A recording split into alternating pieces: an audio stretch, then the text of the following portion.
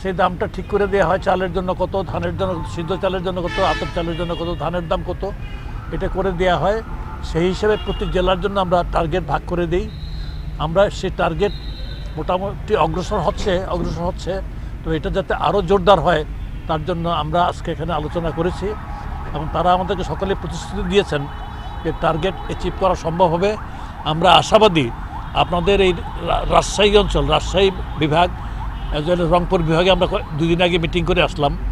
এই 2 জায়গাতেই এটাকে আমরা মনে করি দেশে খাদ্য উৎপাদন হাব, আপনারা দেশে খাদ্য ভাণ্ডার। এই অঞ্চল গোটা দেশে খাদ্য সরবরাহের জন্য বড় রকম কেন্দ্র।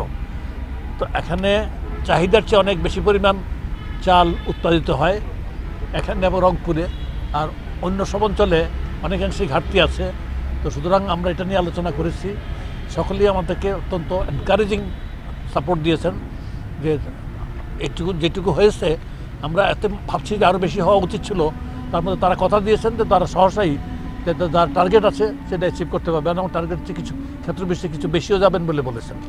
বছর শেষের খুশি নগদে হবে বেশি। নগদ পেমেন্টে নির্দিষ্ট ক্যাটাগরির কেনাকাটায় 300 টাকা পর্যন্ত ক্যাশব্যাক।